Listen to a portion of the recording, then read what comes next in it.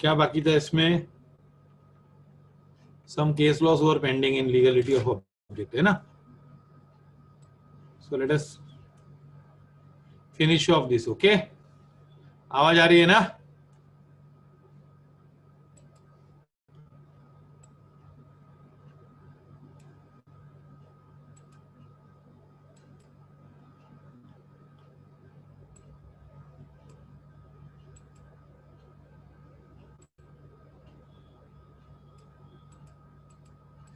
X agreed to become assistant for 2 years to Y.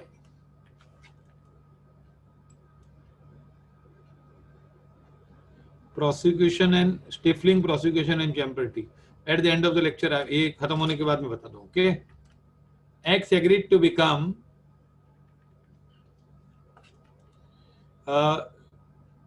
assistant for 2 years to Y, who is a practicing chartered accountant at Jodhpur. अच्छी बात है ना? जोधपुर में बोला मैं वाई के साथ काम करूंगा. It was agreed that during the term of agreement, X will not practice as a chartered accountant on his own account for within 20 kilometers from the office of Y at Jodhpur. At the end of the 1 year, X left assistantship of Y and started practice on his own account within the said area of 20 kilometers. तो सी है, ये क्या बोला कि दो first you got the facts of the case.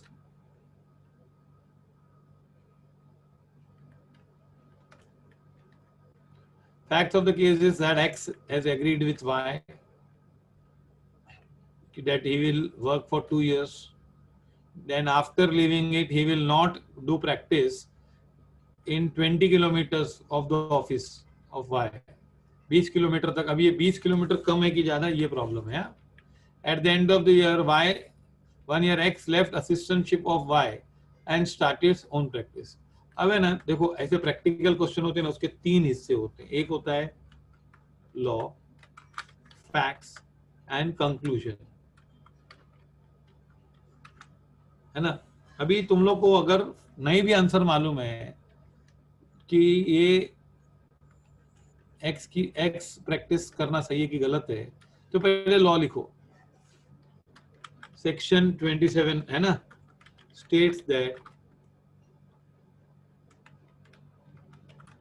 agreement in restraint of trade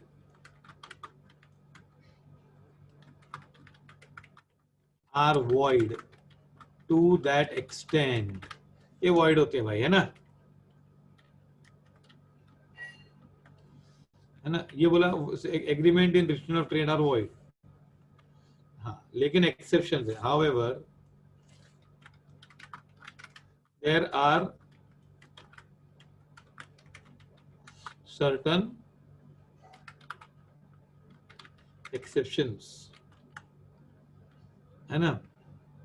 One of the exception is service agreement. An employer may impose reasonable restrictions on employee doing another job, another work during employment or after employment. ये तुम लोग ने exception बताया, लेकिन ये law बताया तुम लोग ने. इसका एक्स वाई से जोधपुर से कोई कनेक्शन नहीं है. पहले डायरेक्टली आंसर मत लिखो, कंक्लूजन. हाँ, अभी समझा, पहले आंसर नहीं अनलॉफुल नहीं है इसमें कुछ. उसको बोला 2 साल तक किधर काम मत करना. ओके, अभी यहाँ पे ना तुम लोग को फैक्ट्स ऑफ द केस लिखने का क्या. हाँ, इन द एम्प्लॉयर में impose reasonable restriction on employees for doing another work during employment or after employment. भाई employment के बाद भी restriction हो सकते हैं. हाँ, okay. Such restrictions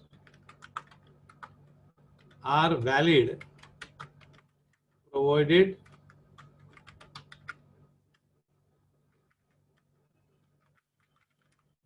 they are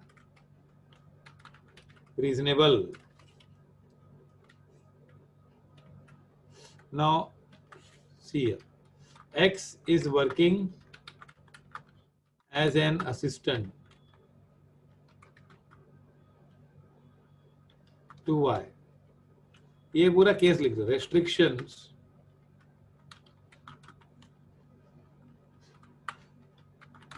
is on employment after leaving job.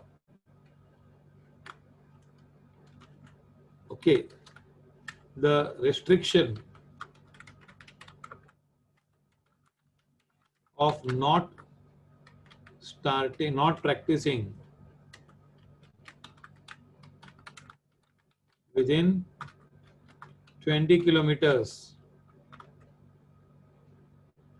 distance appears to be reasonable. ये reasonable है. 20 किलोमीटर तो होगा ना यार. तो 70 किलोमीटर होगा क्या? तो क्लाइंट तो कहाँ रहते हैं ना. सेल ऑफ गुडविल नहीं है इसमें भाई कुछ. ये एम्प्लॉयमेंट का रिस्ट्रिक्शन है ना. ओके, अब है ना conclusion. X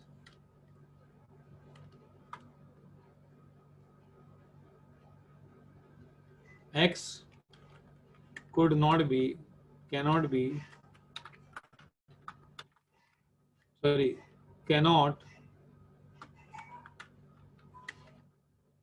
do practice of CA. Follow this. हाँ, अब देखो यहाँ पे क्या लिखा है. Section 27 of the Indian Code deals with agreement in restraint of trade. According to the said section, every agreement by which one person is restrained from exercising a lawful profession, trade or business of any kind is to that extent void. To that extent void. However, in case of service agreement, restraint of trade is valid. In an agreement of service by which a person binds himself during the term of agreement not to take service with anyone else, directly or indirectly, or to promote any business in direct competition with that of his employer, is not a restraint of trade. In the instant case, agreement entered between by X and Y is reasonable and do not amount to restraint of trade. Therefore, X can be restrained by an injunction from practicing on his own account in. समझा ये? तो ये restriction reasonable है इसलिए. आया समझ में? लेकिन देखो इसने क्या लिखा पहले. लॉ लिखा, लॉ के एक्सेप्शन लिखे, फिर क्या लिखा, फैक्ट्स लिखे कि भाई ये कैसे, और लास्ट में कंक्लूजन लिखा. Follow this. तो क्या लिखने का पहले, लॉ, फैक्ट्स और कंक्लूजन. तो इसलिए कोई भी थियरी क्वेश्चन तुम लोग पढ़ के गए ना, वो कहीं ना कहीं काम में आएगा. तुम लोग वो थियरी इसमें लिखने में काम में आएगा. A student was induced by a teacher to sell brand new car to the latter at a lesser than the purchase price to secure more marks in the examination. Accordingly, the car was sold. However, the father of the student persuaded him to sue the teacher. ना यहाँ पे undue influence मत use करना. उसको क्या बोला, ज्यादा marks देंगे. हाँ, तो ये मत सोचना कि लेटर मीन्स जो दो चीजें लिखी होती हैं उसमें बाद वाली चीज. जैसे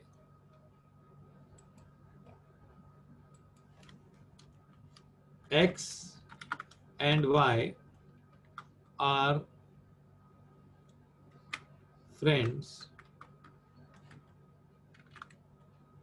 but the latter passed the examinations and farmer failed, मतलब कौन पास हुआ, वाई पास हुआ, लेटर है ना बाद में, और एक्स फेल हुआ, समझा? लेटर का मीनिंग ये होता है, और फॉर्मर का opposite. Okay,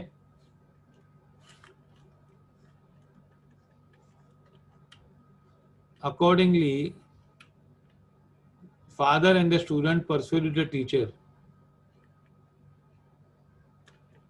state the grounds on which the student can sue the teacher। पहले ना तुम लोग अगर ये एग्रीमेंट वॉइड बोलो तो सीधा तुम लोग को कार मिल जाएगी, वॉइड बोल दिया तो ये ना इलीगल है। क्यों? A contract is bought at result of coercion, undue influence, fraud, में माइनर नहीं है भाई, वो स्टूडेंट है। माइनर कहाँ लिखा है? हाँ, डोंट गेट स्टूडेंट लिखा है, माइनर नहीं है, बच्चा नहीं है। कहाँ लिखा है कि बच्चा है भाई? हाँ, डोंट गो खुद का। हाँ, ये चलेगा, ऐसा मालूम पड़ेगा ना, ऐसा बहुत सारे करेंगे तो। Student was induced by teacher. Now you say, पहले तुम लोग बताओ कि contract which is brought as a result of undue influence, fraud, misrepresentation is voidable at the option of the person. Consent is not free if it is caused by, okay, in the instant case, consent is said to be caused by undue influence. A teacher is in a position to dominate the will, okay, and has used that position to get undue advantage. When the consent is obtained by undue influence, okay, अभी इसमें ना student in लोग ने भी क्या दिया है, undue influence का आंसर दिया है, तो हम लोग ने भी उसको वही आंसर दिया है। You can go it by illegality of object. Object is illegal ना, तो एग्रीमेंट इज वॉइड, वो भी कर सकते हैं ना कि मार्क्स देना, ऐसा वो अलाउड है क्या? It is forbidden by law, तो एग्रीमेंट इज इलीगल है ना, unlawful, so it is void. दूसरा है कि teacher is in a position to dominate, जो इंस्टीट्यूट ने आंसर दिया है, teacher in the instant case, पहले तुमने लॉ लिखा, फिर पूरे कंसेंट का, in the instant case consent is caused by undue influence, the teacher is in a position to dominate the will and has used a position to get, and ये facts आ गए, यहाँ से facts आ गए। When the consent is obtained by undue influence, the agreed party can avoid the contract. In the given case, student can file case for cancelling the contract. अब ये ना answer institute का ही answer है। Yes, the student can sue the teacher on the ground of undue influence. A contract brought as a result of coercion, undue influence is voidable. तो voidable है और undue influence हुआ है, और undue influence की दो बातें प्रूव करने की, क्या? The teacher was in a position to dominate the will and used that position.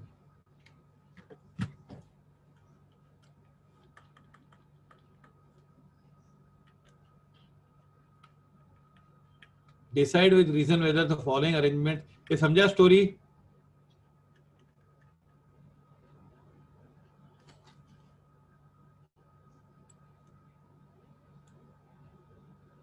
हाँ, दोनों डाल सकते हो, अंडी इन्फ्लुएंस एंड वो दोनों।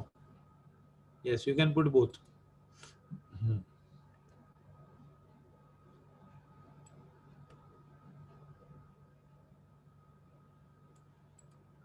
Teacher has authority over the student, और तुम लोग वो डीम्ड मत करो, तुम लोग बोलो ना टीचर हैज, उसके मार्क्स उसके हाथ में थे ना, तो teacher was in a position to dominate the will. All teachers are not having apparent authority over the students और रियल अथॉरिटी। लिखना क्या बाकी है? ये तो पहले से अच्छा हुआ, ये नहीं लिखा हुआ है ना। हाँ, yes yes. So when dominant of will is already, you can say that it is in a position. So why do we presume when you are able to prove it?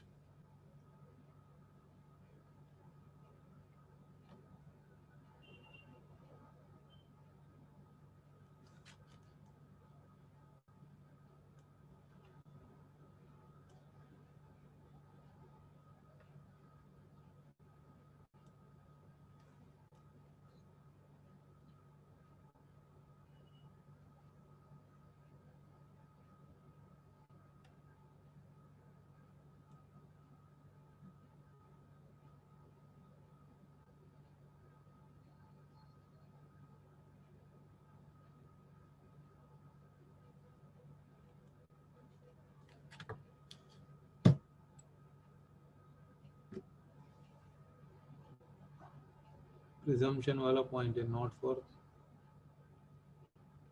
Not for consideration नहीं है, presumption नहीं है ना इसमें, teacher is dominating of the will, है ना,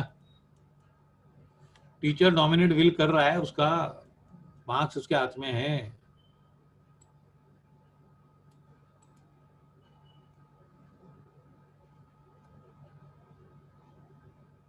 चलो आगे।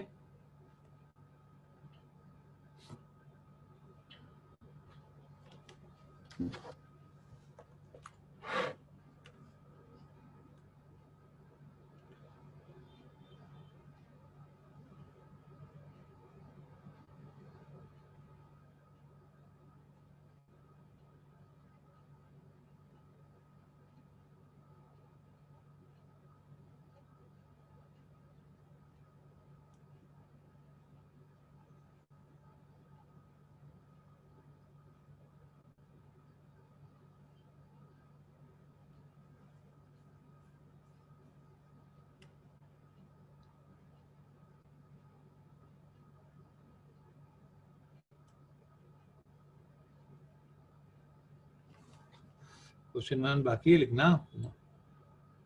Yes, very good. क्वेश्चन 2 तो हो गया ना सबका, क्वेश्चन 1 लिख लो।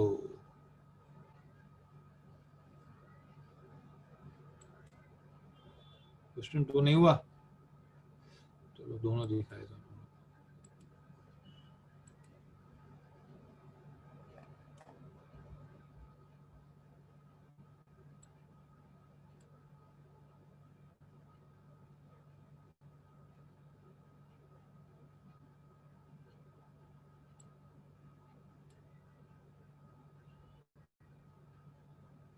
Okay, both are available now.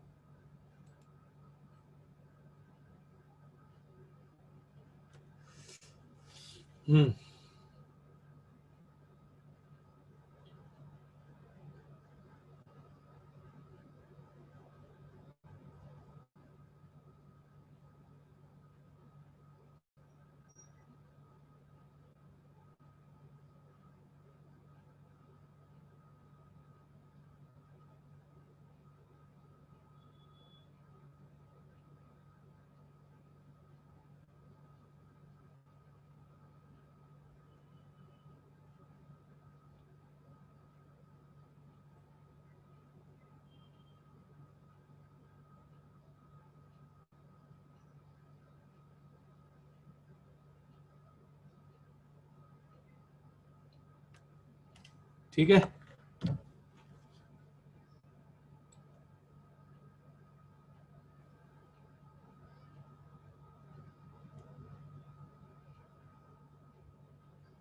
Case study contains how much mark?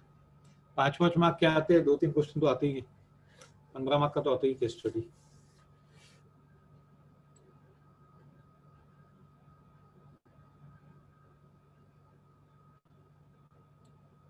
restraint of personal liberty is void. Okay, ये समझा, ये स्टोरी लिख लिया सबने?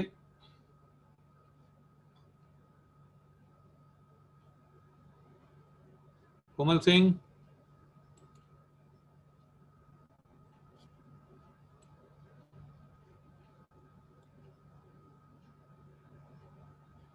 ओके चलो हाँ आगे। हाँ, decide with reasons whether the following statements are valid or void. Sarvesh sells goodwills for his shop to Vikas for rupees 1 lakh and promises not to carry on business forever anywhere in India. बताओ, तो ये भी section 27 का है। बताओ ये सर्वेश की agreement गलत है कि सही है? बताओ।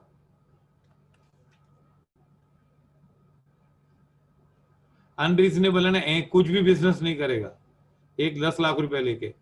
तो देखो, as per section 27, agreement in restraint of trade is void.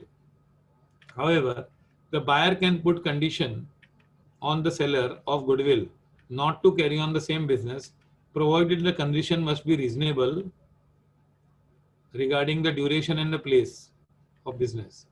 Since in the given case restraint not to carry on business as forever and anywhere in India, so that is unreasonable, na?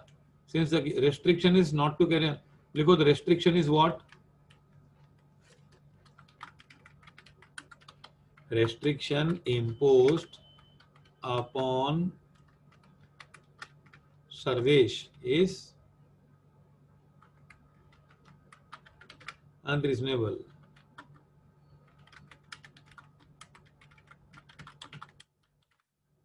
Void to that extent. पूरा void नहीं है, void to that extent. Okay.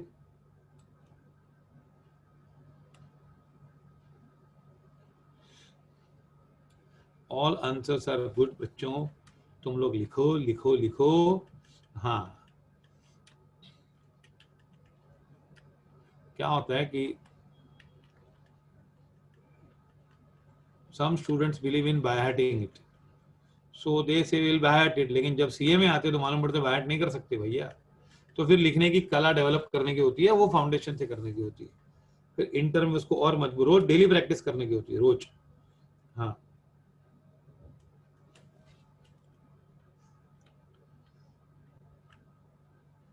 ठीक है, चलाऊं आगे.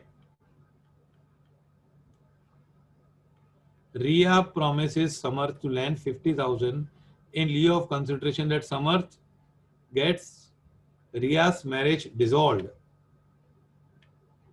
and he himself marry her.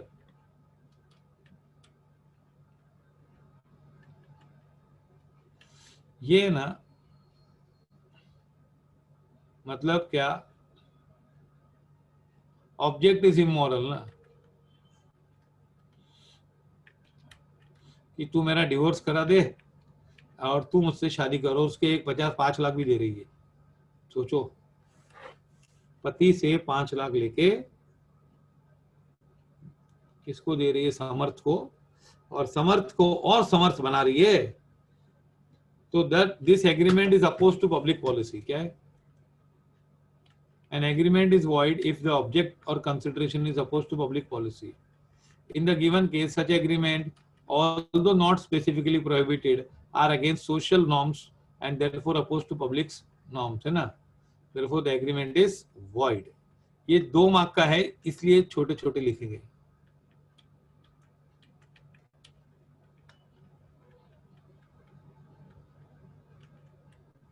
समझा ये? It is opposed to public policy. In lieu of मतलब उसके बदले. In lieu of मतलब उसके बदले. In lieu of consideration, मैं तो को 5 लाख देती हूँ और उसके बदले में समर्थ gets Riya's marriage dissolved and Ravi sells goodwill of his shop to Sham for and promises not to carry on business. वही है यार, सर्वेश वाला ही है ना. Okay. In an agreement between Prakash and Girish, there is a condition that they will not institute legal proceedings against each other without consent. ये void है, section 28 है ना. Restraint of legal proceeding is void. तो मैंने कल points लिखाई थी ना, सब लिखने का.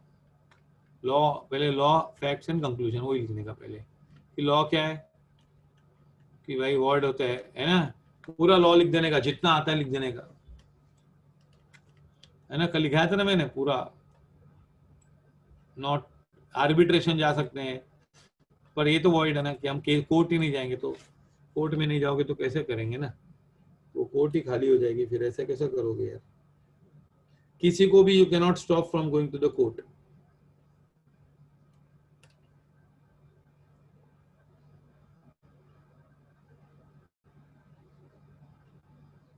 ओके, तो ये सब तुम लोग ने आरटीपी वगैरह सब क्वेश्चन तुम लोग ने कर दिए हैं.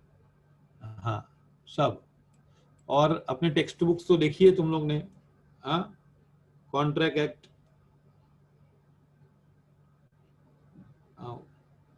वो लिखा हुआ है पूरा मैंने, पूरा contract act, sale of goods act, partnership act, companies act भी मैंने लिखा हुआ है. तो हाँ, उसमें फिर अलग थोड़ा यूज करते, थोड़ा बताना पड़ता है ना वट, कि हम लोग को इंग्लिश आती है. Okay, now follow this. तो मजाक मजाक में 5 चैप्टर फिर से हो गए, है ना. हाँ, अब है ना, देखो ये ना, ये कंटीजेंट कॉन्ट्रैक्ट, कैपेसिटी और एक क्वाजी कॉन्ट्रैक्ट.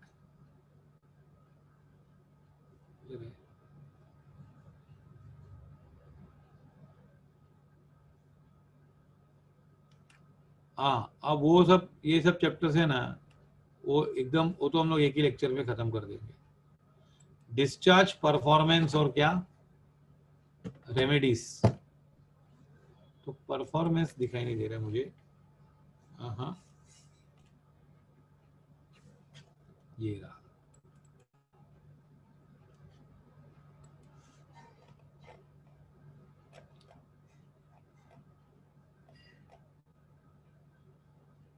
हाँ, परफॉर्मेंस ऑफ अ कॉन्ट्रैक्ट. हाँ, 2-3 दिन में तुम लोग बहुत आगे पहुंच जाओगे. मतलब legality of object, separate test लेंगे ना. लीगलिटी ऑफ ऑब्जेक्ट कभी लूं, बोलो, कल ले लो. नहीं, पहले आज ये करते हैं परफॉर्मेंस. हाँ, परसों लो. आज क्या है, फ्राइडे, थर्सडे. नहीं, संडे तो बहुत देरी हो जाएगी भैया, फिर दूसरे सब्जेक्ट भी तो देखने हैं हमको. नो, परफॉर्मेंस क्या है, तुम सब काम करो. Contract creates obligation. Performance of a contract means carrying out an offer to perform the promise. Performance मतलब जो वादा किया है वो निभाना पड़ेगा, है ना. Perform the promise. हाँ, क्वाजी कंटीजेंट और कैपेसिटी बहुत इजी है, वो मैं बाद में करूंगा लास्ट में ना. टेलेंडर्स, वो तो क्या है, कनेक्टेड भी नहीं है. परफॉर्मेंस करो भाई, कॉन्ट्रैक्ट खत्म होने को आया है. Now party should perform the contract or offer to perform. Party should perform the contract or offer to perform a contract is called tender. It is as good as performance.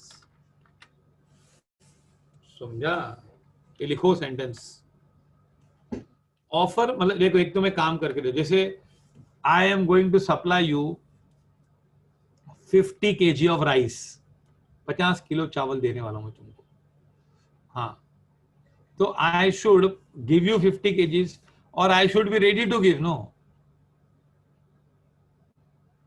हाँ, तो if I am giving it and you don't accept it, then I am released. मेरा हो गया काम, तुमने क्यों नहीं लिया भाई.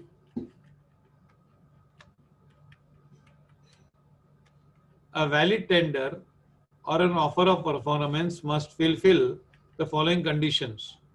Now, section 37 में क्या बोला है, performance. 38 valid tender, because tender है ना, ये tender is equal to as good as performance.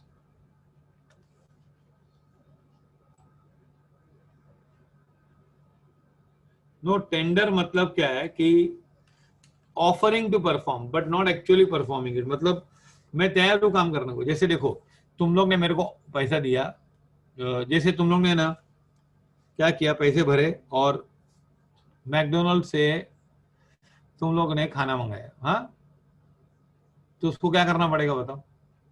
Yes to perform, लेके आना पड़ेगा. अगर वो लेके आया और तुम लोग ने नहीं लिया, तो व्हाट ही हैज डन, वो तो देने को तैयार था ना खाना, तो क्या होगा, वो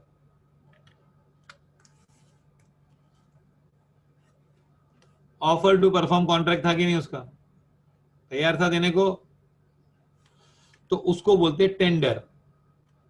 नो, वैलिड टेंडर. हाँ, tender is as good as performance, है ना. यहाँ लिखो valid tender is as good as what.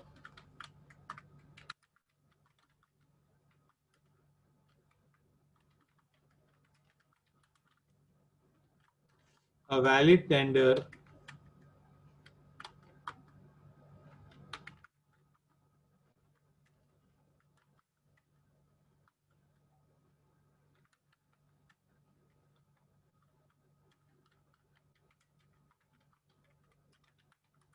Performance को खत्म कर देता है वो. काम हो गया.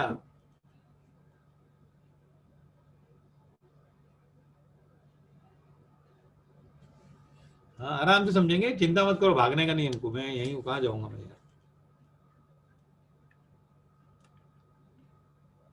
A valid tender or performance must fulfill. A valid tender से भी तुम लोग छूट सकते हो यार, बगैर कम. It must be unconditional. What? It must be at proper time and place. Now देखो ये याद कैसे रखने का. अभी suppose you are ordering food from McDonald's, तो वो आके कंडीशनल नहीं देना चाहिए. पैसा तो तुम लोगों ने दे दिया, वो तो मांगेगा ही.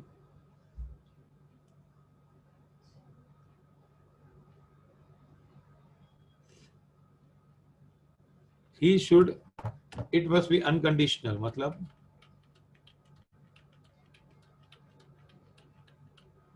हाँ, ऐसे नहीं कि मुझे ये दोगे तो मैं दूंगा, तुम इस तरह से लोगे तो लूंगा, ऐसा कुछ भी कंडीशन नहीं होनी चाहिए कि मैं करूंगा.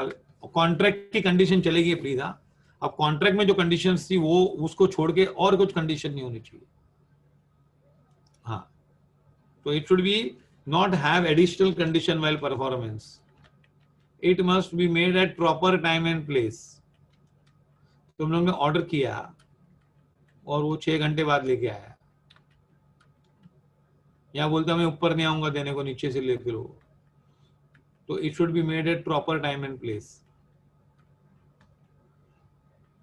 If the tender relates to delivery of goods, if I am delivering goods to you, it must give reasonable opportunity to the promisee for inspection of goods, so that they may be sure that the goods tendered are of the contract description. मतलब once you are delivering goods, no,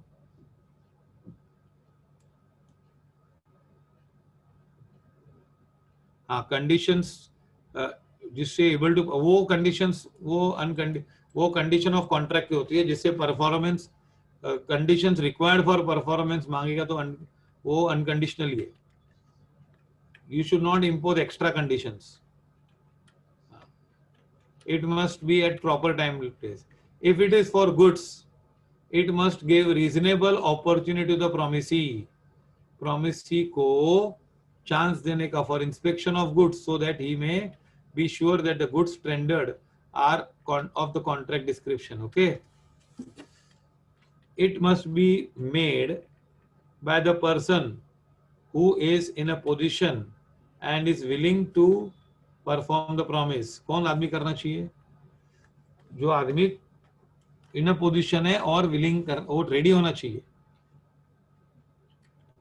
If there are several joint promises and offer to any one of them is a valid tender. अगर बहुत सारे promise ही है, if there are many promises, example, if A promises to pay to B, C and D rupees 10,000, है ना. तो joint promises है. A may offer rupees 10,000 to any one of them. चलेगा, किसी को भी दे दो, बोलो मैं देने को तैयार हूं. In tender of money exact amount should be tendered in legal tender money. तो ये टेंडर में एग्जैक्ट अमाउंट देने का. तो ये 6 कंडीशंस है, मतलब वैलिड टेंडर की conditions of a valid tender.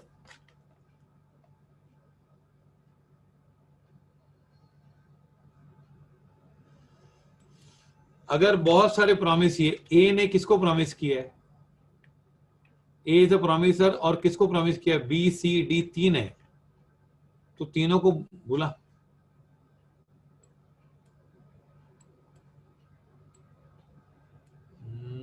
क्या हुआ,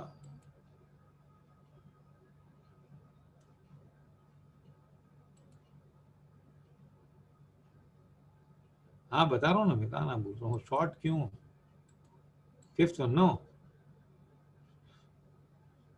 अरे every doubt is a opportunity for us to give explanation. Tender is confusing. Very good. इसने तीनों को बोला मैं पैसे दूंगा, तीनों को 10,000 नहीं देने वाला है, तीनों को बोला कि तुम लोग को मैं पैसे दूंगा, डरो मत। तो he may offer to any one of them, एक को देने का। If there are several joint promises, an offer to any one of them is valid tender. ये टेंडर वर्ड है ना, ये कंफ्यूजिंग है खाली, और कुछ नहीं है। मैं बताता हूं, देखो क्या है, party to a contract should perform or offer to perform the promise. मतलब मैं या तो आपको परफॉर्म करके बताऊं या मैं बोलता हूं I am ready. Performance mean actual doing, performance mean actually performing it, doing it. And offer to perform मतलब क्या, offer to perform is tender, मतलब मैं करने को तैयार हूं। तो तुम लोग अगर करने को तैयार हो तो क्या होगा,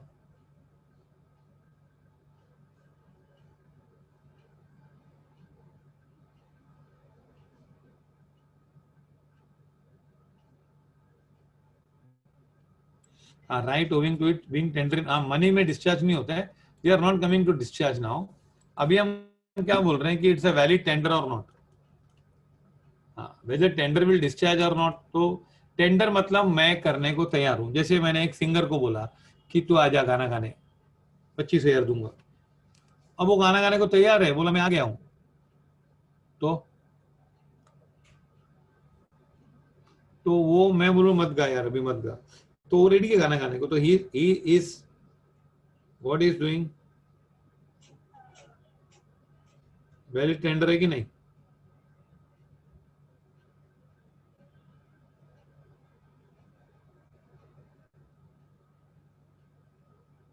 offer to perform, followed Puja.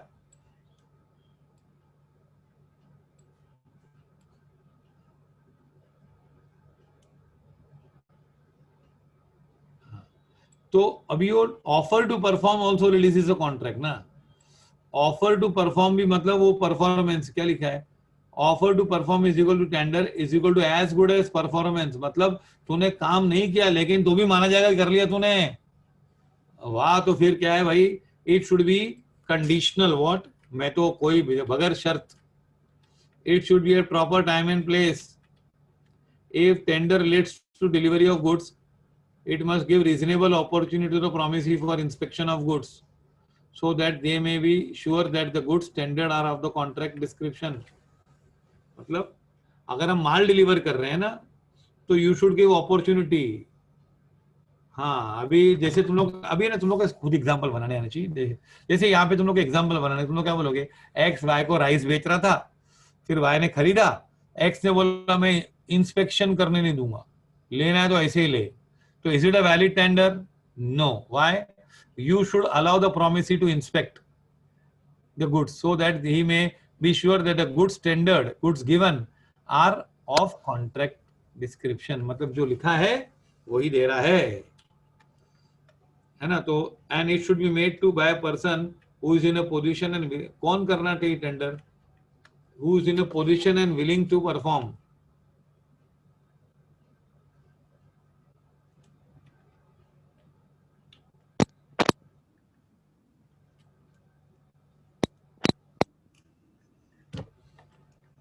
If there are several joint promises and offer to one of them, ये समझा। हाँ अगर जॉइंट प्रॉमिस बहुत सारे तो एक को किया तो भी वैलिड है। इन case of tender money of money exact amount should B tendered, पूरा exact in legal tender. Legal tender मतलब करेंसी, हाँ, एग्जैक्ट अमाउंट देने का. ऐसे नहीं किसको 1 रुपया देने का तो बोलने का ले 100 की नोट ले, 1000 की नोट ले, 1000 की आती नहीं 2000 की ले ले. Okay, follow this section 38 valid tender. मतलब तुम लोग को बगैर काम किए छूटना है तो वैलिड टेंडर होना चाहिए ना.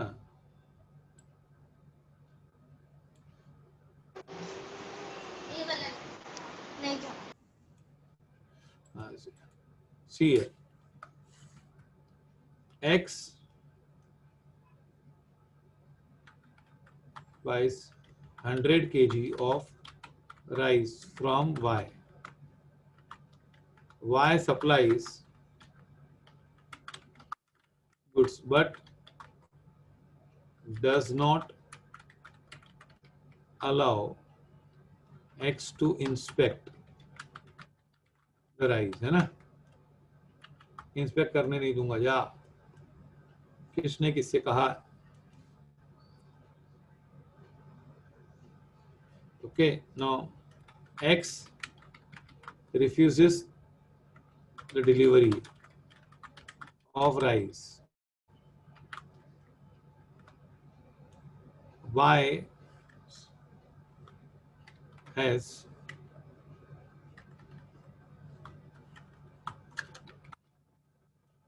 the offer to perform by Y is not a valid tender as he has not allowed X to inspect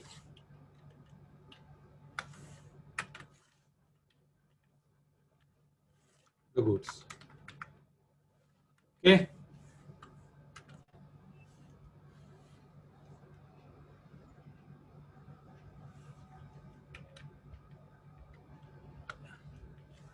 Follow this.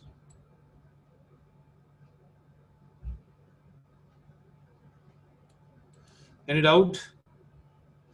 Acha, effect of refusal to perform the promise wholly. When a party of a contract has refused to perform or disables himself from performing his promise in its entirely, the promisee may put an end to the contract. Okay, unless he has signified by his words or conduct his acquiescence in its continuance. क्या मतलब English? Last में बहुत ज्यादा English है ना. See, if the promiser refuses to perform or disables himself from performing the promise, मतलब क्या कर रहे हो प्रोमिसी? प्रोमिसर नहीं बोलता मैं नहीं करूंगा या डिसेबल कर दिया खुद को. Suppose I am going to sell 100 kg of sugar to you. 100 kilo sugar बेच रहा हूं तुझे, तो मैंने बोल दिया मैं नहीं दूंगा, जा. आदमी बोल दिया नहीं दूंगा, या मैंने उस शुगर दूसरे किसको बेच दी, तो I have disabled myself from performing the promise, है ना.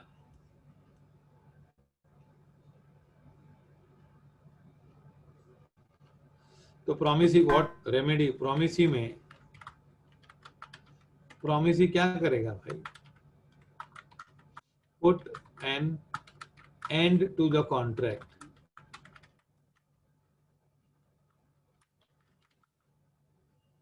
एंटीसिपेटरी ब्रीच है, आगे आएगा. ओके, चल भाई खत्म करो contract. Okay, however if the promisee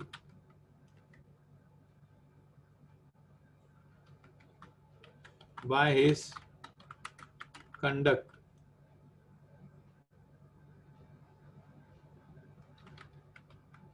shows his interest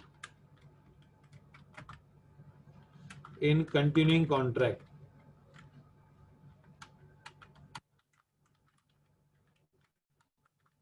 then the contract doesn't come to an end. देखो, अगर प्रॉमिसर ने बोल दिया कि मैं नहीं दूंगा या खुद को डिसेबल कर दिया, मेरे पास है ही नहीं अभी, तो what if you are a promisee, you can cancel the contract, खत्म भाई, ठीक है तू नहीं देने वाला, कोई बात नहीं, पैसा ला मेरा। और लेकिन अगर तुम लोग ने फिर भी अपना इंटरेस्ट बताया, if the promisee by his conduct shows his interest in continuing, then the contract doesn't come into unless he has signified. He मतलब कौन? प्रॉमिसी। ही मतलब कौन यहाँ पे?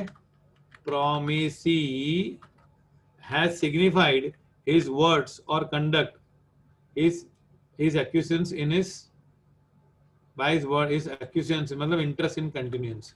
अगर उसने बताया कि मेरे को अभी भी इंटरेस्ट है यार, है ना, तुमने नहीं किया तो क्या हुआ?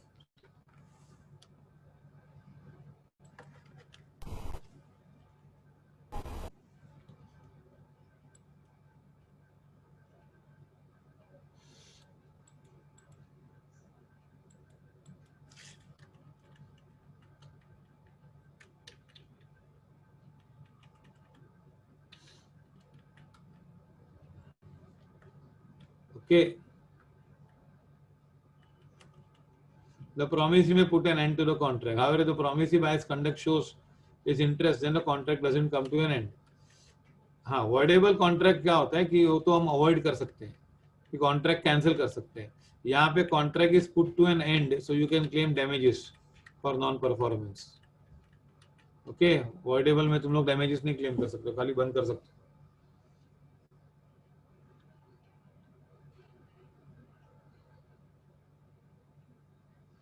ओके,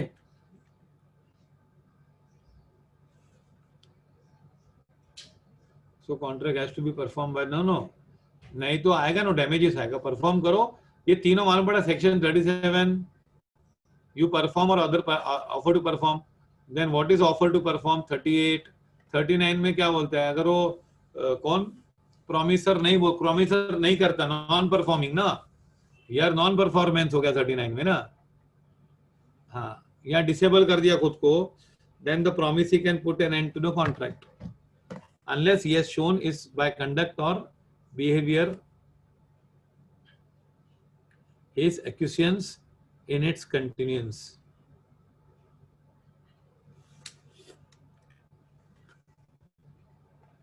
हाँ, अब है ना ये who can perform the contract, section 40 and 41,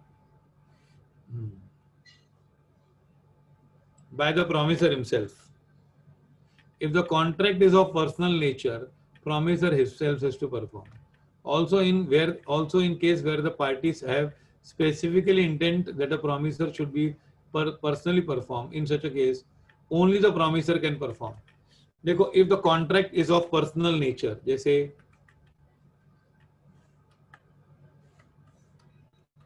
X promises to paint a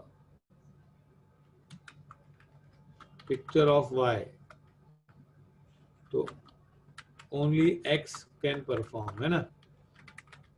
अगर पर्सनल नेचर का है, हाँ मैरिज कॉन्ट्रैक्ट्स भी है ना, बरोबर। हाँ, लेकिन मैरिज का क्यों लिखते हो इसमें तुम लोग ऐसा? अच्छा, सिंपल एग्जांपल लिखो। Okay, if it is specifically agreed between two parties that promisor himself will perform, तो ये in such cases only promisor can perform। तो अगर दो केस में प्रॉमिसर को ही परफॉर्म करना पड़ता है अभी, तो कुछ केसेस मतलब पर्सनल होगा तो प्रॉमिसर को ही करना पड़ेगा, और अगर लिखा है तो कि भाई पर्सनली तुमको करना है तो फिर पर्सनली करना पड़ेगा।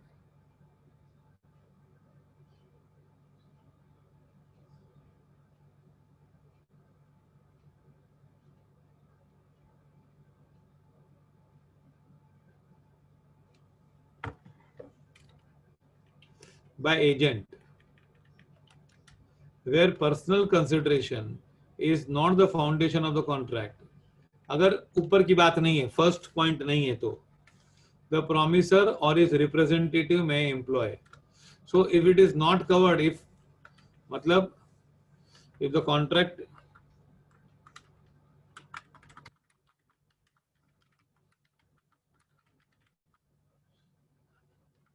and contract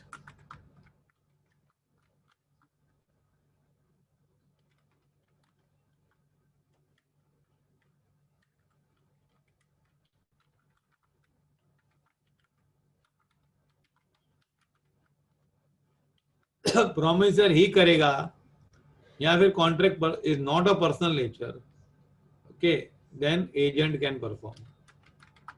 ऐसे केस में एजेंट भी कर सकता है. अगर फर्स्ट केस में नहीं होता है तो फिर एजेंट भी कर सकता है और प्रॉमिसर भी कर सकता है. Legal representative in case of death, हाँ तुम लोग इसमें पूरा डिटेल में लिखा है, where personal skill is not involve in a contract, legal representative of deceased promisor are bound to perform the contract, है ना. तो लीगल अगर गुजर गया आदमी तो agent includes employ, yes employ is agent.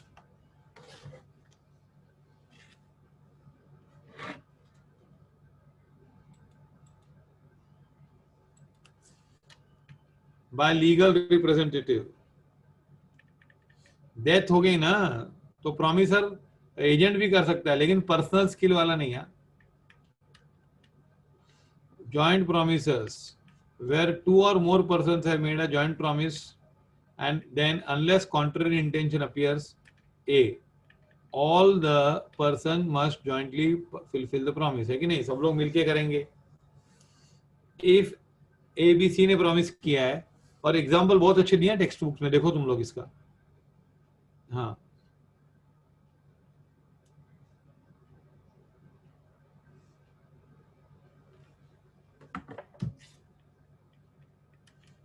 if any one of them dies, सब मिलके करेंगे.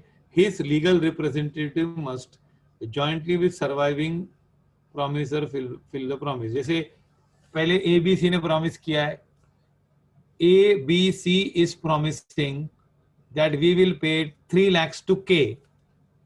समझ में आ रहा है? A B C promise what? 3 lakhs to K.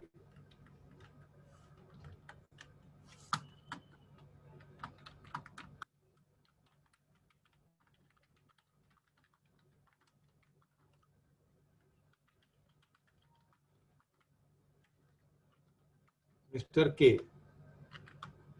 K is jointly promised 3 lakhs to Mr. K.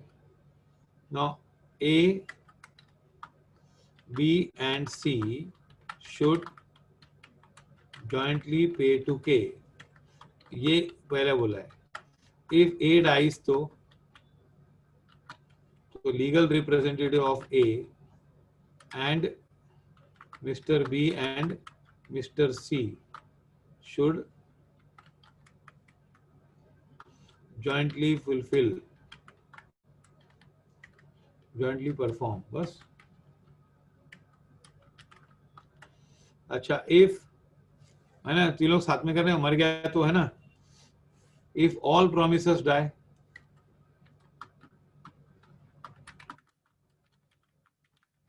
then legal representative of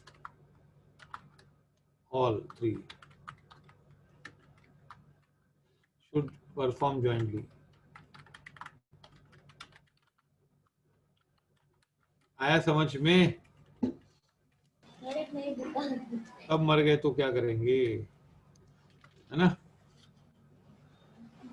Have you followed this?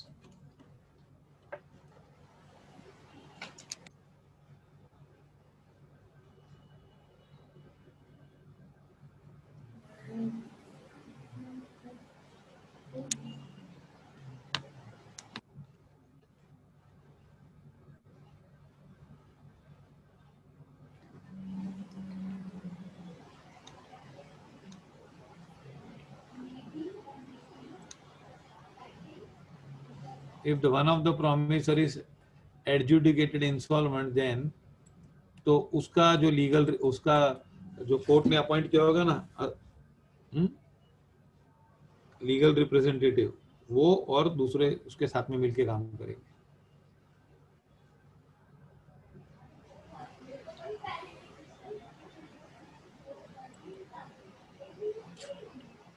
Performance by third person.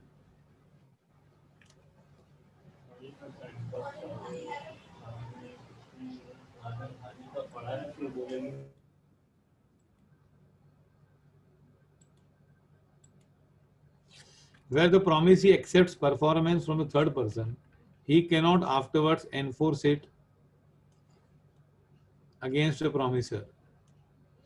अगर third person से परफॉर्म कर दिया और आपने accept कर लिया, suppose promiser ने प्रॉमिस किया था लेकिन तुम लोग ने परफॉर्मेंस दूसरे से फिलफिल करा दी, तो फिर प्रॉमिसर को नहीं दे सकते. For example, x borrows 1 lakh from L and promises to repay within 1 month.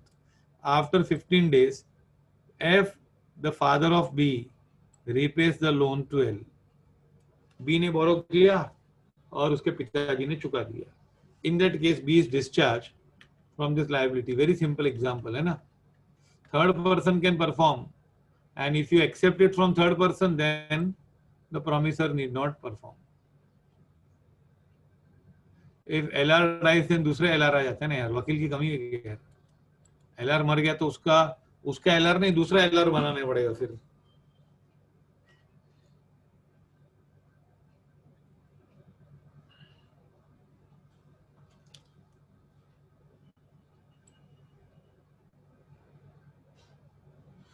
नहीं, कंसिडरेशन प्रोमिसेस ही आता है. This we are talking about promisor.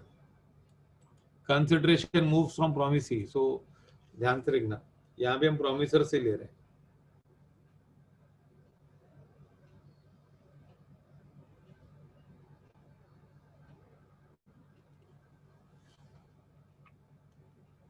LR is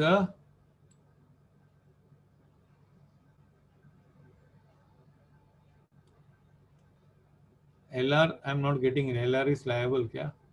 LR is minor. LR minor कैसे होगा? Agent.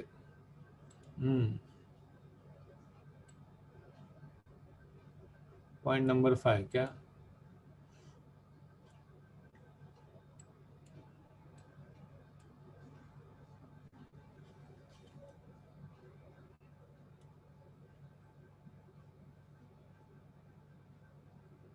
Consideration it is like moving, लेकिन उल्टा है ना.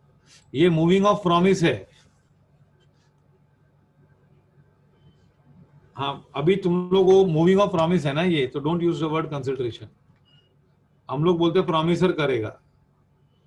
अगर थर्ड पार्टी ने कर दिया, हाँ, तो he will not be afterwards.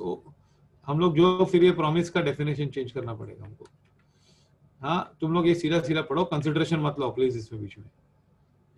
When a promisee ना, उसीलिए कंफ्यूजन होता है और कुछ नहीं, क्योंकि वो वर्ड पूरा उल्टा हो जाता है. दोनों कंसिडरेशन होते हैं ना. फिर अगर ये कंसिडरेशन हो गया तो फिर प्रॉमिस उसकी हो गई, प्रॉमिसी की, जो इसमें प्रॉमिसी है. हाँ, जैसे ना, किसने प्रॉमिस किया? बी ने प्रॉमिस किया किसको? एल को मैं पैसे दूंगा, तो बी इज द प्रॉमिसर ना, तो कंसिडरेशन तो एल से आएगा. तो पूरा उल्टा हो जाएगा ना यार. अभी हम बोलते कि प्रॉमिसर कैसा करेगा अपना काम, तो 1 लाख फ्रॉम एल, तो उसके पिताजी ने पे कर दिया. ये सेक्शन 41 है, तो ये दो सेक्शन हो गए, 40 और 41. Very clear.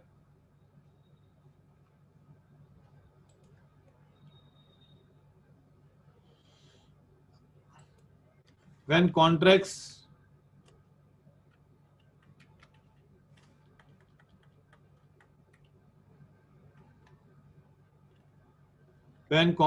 need not be performed,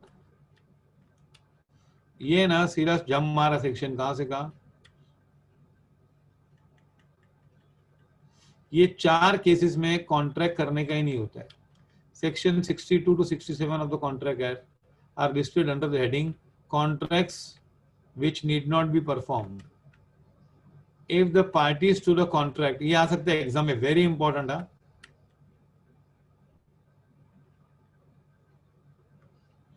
हाँ,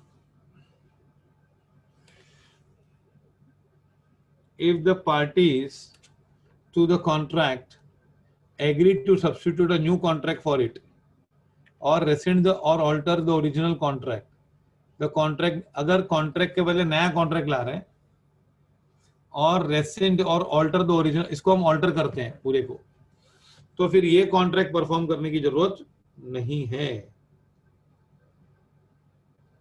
फॉर एग्जाम्पल, तुम लोग ने मेरे से एग्रीमेंट किया कि you will purchase a car. हाँ, नोवेशन. फिर तो नया, फिर हम लोग, मैंने बोला कार का नहीं हो, तो हम लोग ने एग्री किया कि ये कार नहीं, तुमने बोला कार मत दो मेरे को, उसके बदले 5 बाइक दे दो. तो हम लोग ने बोला ठीक है 5 बाइक ले ले भाई, है ना. तो क्या हो गया, तो original contract need not be perform, फिर कार का कॉन्ट्रैक्ट गया ना. और टू रेसिंड और ऑल्टर, अगर मैंने ओरिजिनल कॉन्ट्रैक्ट कैंसिल कर दिया तो भी नया, फिर ओरिजिनल कॉन्ट्रैक्ट नहीं करने का. If the promisee dispense with or remits wholly or in part the performance of the promise made to him, for extends the time for which performance or accepts in satisfaction for it.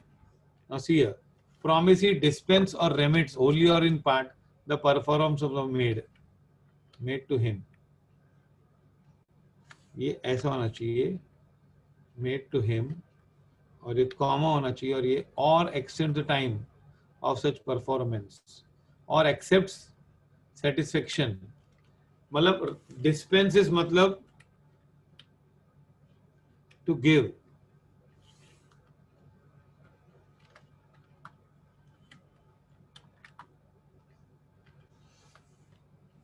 Give up होगा यहाँ पे, to give up. Okay, the promisee dispenses with or remits whole or in part the performance of the promise made to him. मतलब उसने बोला जान दो मत कर, फुल्ली मत कर या पार्टली मत कर, और extends the time of such performance, मतलब what is doing, टाइम बढ़ा के दे दिया, और accepts any satisfaction for it, the contract need not be performed. तो उसने बोल दिया कि मत करना, छोड़ दिया, चल जा, बस छोड़ दिया, या फिर time.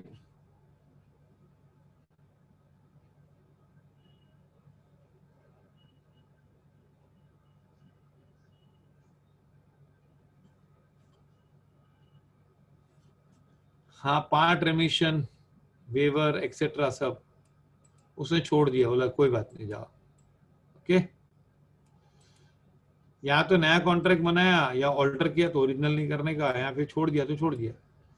When a voidable contract is rescinded, the other party need not perform. अगर कॉन्ट्रैक्ट voidable है और हमने बोला कैंसिल करना है, suppose I can cancel the contract and I am cancelling it, तो फिर किसी को भी कुछ काम नहीं करना है.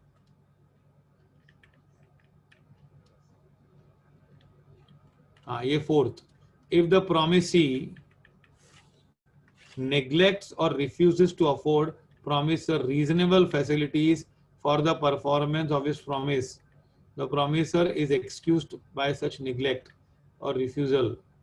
Now see here, if the promisee neglects or refuses, जैसे तुम लोग ने बोला मैं पेंटिंग करके दूंगा या कुछ करके दूंगा, लेकिन promisee बोलता है मैं तुमको पैसे घर पे नहीं आने दूंगा.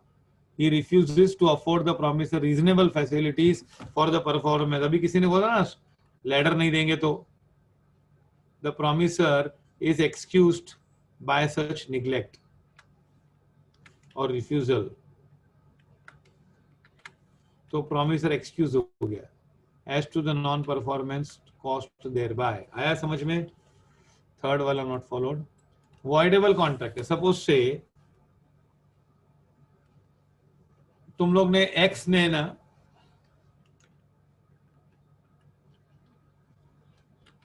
X threatens Y and forces Y to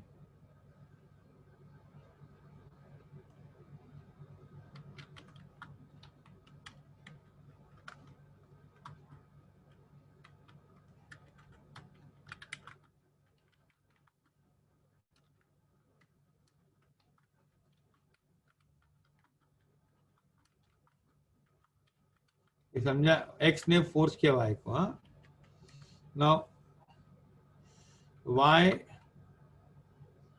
Y's consent is not free, है ना. Y की कंसेंट फ्री नहीं है, तो क्या करेंगे? Y can cancel the contract. Y cancel कर सकते हैं कि नहीं कॉन्ट्रैक्ट? बहुत अच्छी तरह कर सकता है. If Y cancels the contract, X need not pay money for land. Okay, कोई जरूरत नहीं ना. X ने प्रॉमिस किया था 2 लाख दूंगा भाई. हाँ, लिख दो एग्जाम्पल, इसमें क्या प्रॉब्लम है, काम में आएगा. That slowly you learn and learn. मैंने तुम लोग को पहले से क्या बोला था? तुम लोग की बात लाइफ में याद रखना, कोई भी चीज, कि कोई भी चीज टफ नहीं होती है और कोई भी चीज इजी भी नहीं होती है. इजी और टफ होता ही नहीं कोई चीज लाइफ में.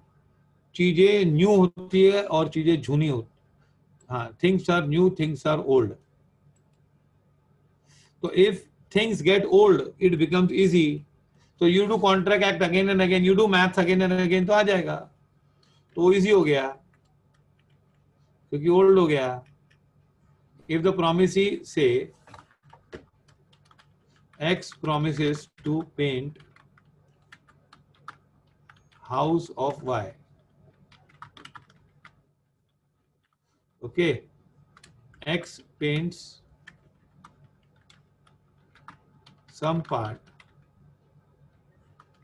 Y tells that no further painting is required. भाई और नहीं चाहिए मेरे को. तो क्या हो गया? X need not perform the contract, his promise.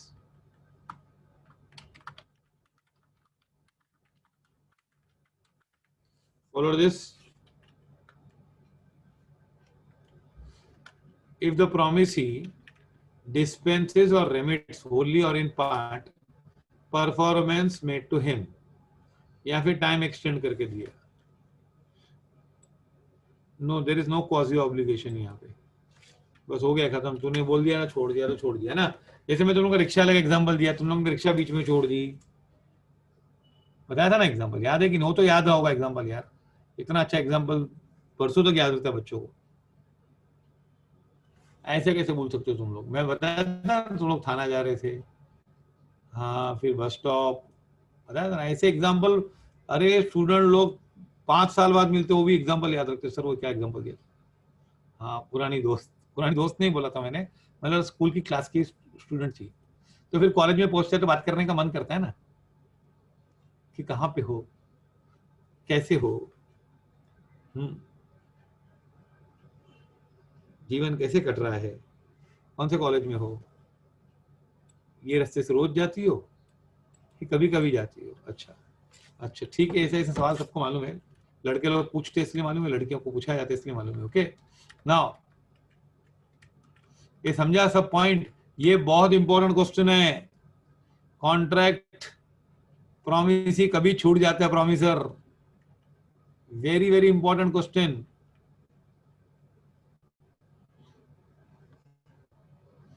हाँ, अब डिवोल्यूशन ऑफ जॉइंट लायबिलिटीज और जॉइंट राइट्स.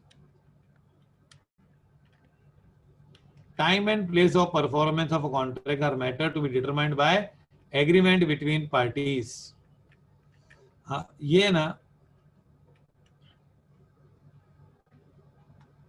ये 40 time and place of performance है ना, 46 से लेकर 50 तक है. रेसिप्रोकल प्रॉमिस 51, 52, 53 है। हाँ चलो पहले जो सेक्शन है वो कर लेते हैं हम लोग। हाँ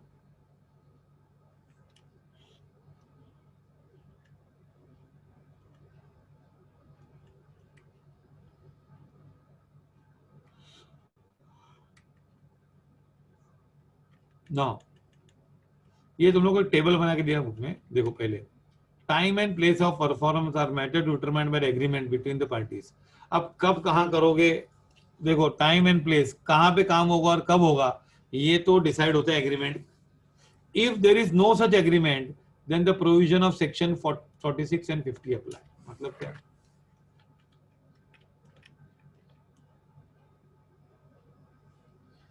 हाँ जब नहीं लिखा where no time is specified in the promisor must perform within reasonable time, है ना। एग्जाम्पल दूं क्या सब में, देता हूं, ऐसे ही बोलना तो पड़ेगा मुझे। X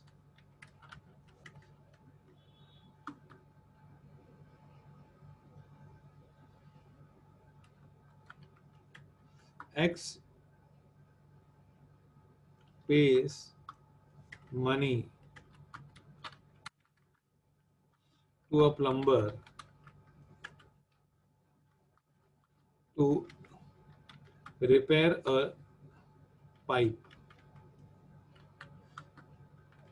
No time is specified. So, बोल करता हूँ, okay? No time is specified.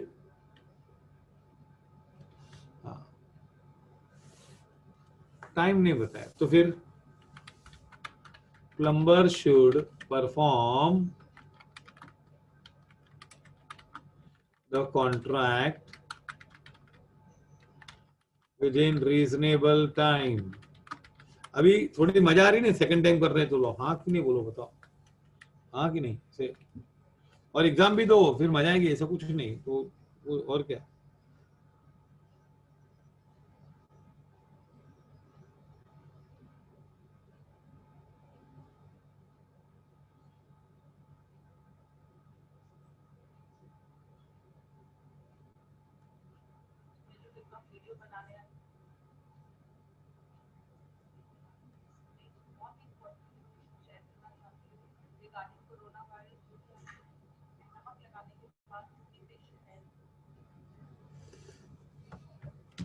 हाँ तो अभी और मजा आएगी, पर कभी भी किसको अवॉइड नहीं करने का।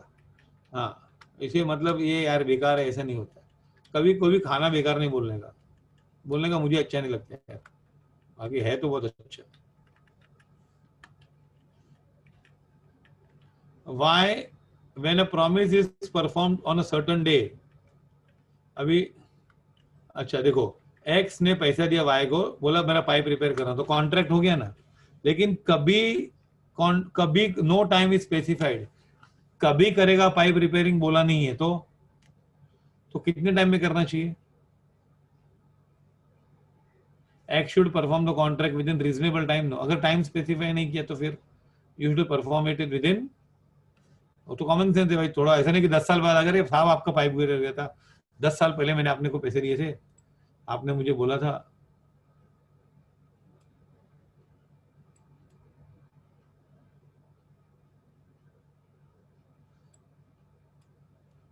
Coming to that, yes tender valid tender है वो, okay. Now when a promise is performed,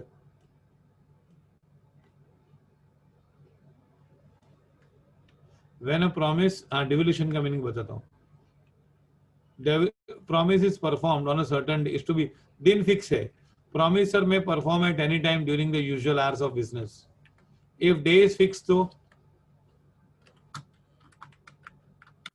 day is fixed, but time is not fixed. तो पहले तो टाइम फिक्स ही नहीं था, अभी डे फिक्स है, तो फिर perform it on that day during. तो पहले में क्या था, टाइम कुछ फिक्स नहीं था, अभी डे भी एक टाइम का हिस्सा है कि नहीं, day is also part of time और नॉट, तो डे फिक्स है लेकिन एग्जैक्ट टाइम फिक्स नहीं है। तो पहले में तो टाइम नहीं था, तो you should do in reasonable time. Day fix है तो perform on the day during business hours. आया समझ में?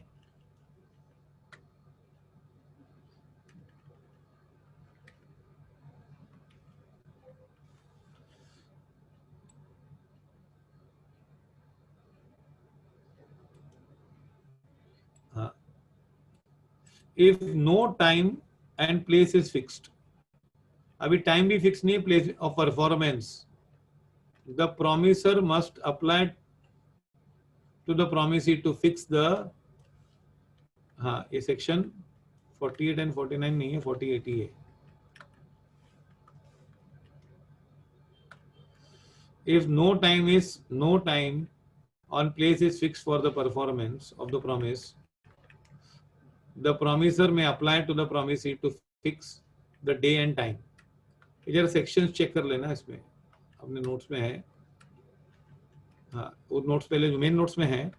If no time and place is fix, time भी फिक्स नहीं और प्लेस भी फिक्स नहीं है, तो फिर कहाँ पे आऊं? तो who should apply? Promisor should apply. What? Promiser should apply to the promisee to fix the day and time.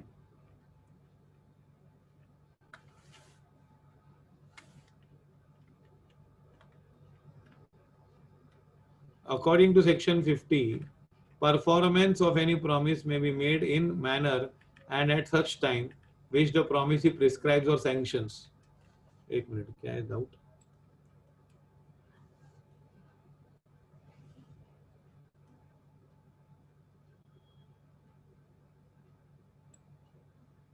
Point number 2 क्या? हाँ, प्लेस फिक्स है. If place is not fix ना, तो एक सेक्शन है, place is not fix, then यहाँ पे प्लेस नॉट फिक्स है ना, तो प्लेस फिक्स नहीं है तो फिर प्रोमिसर मस्ट अप्लाई बस. हाँ, 48 डाउट है मुझे, 49 नहीं है. ओके. हाँ, अभी सेक्शन 50 पे आते हैं. ये 3 समझा पहले. टाइम भी फिक्स नहीं किया है, जगह भी नहीं बताई है, तो फिर प्रोमिसर खुद फोन करेगा कि भाई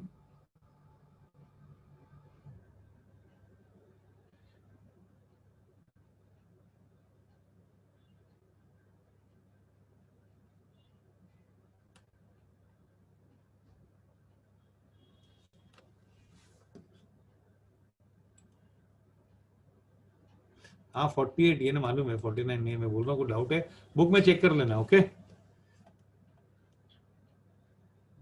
according to section 50, performance of promise. मैं बता रहा हूँ तुम लोग, 1 मिनट में सुनो, रुको.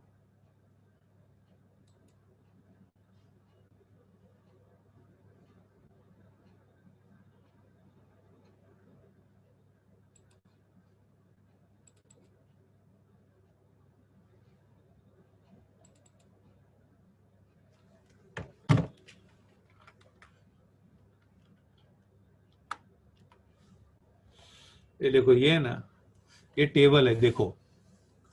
Promisor to perform without application by the promisee. चलो पूरा डिटेल में.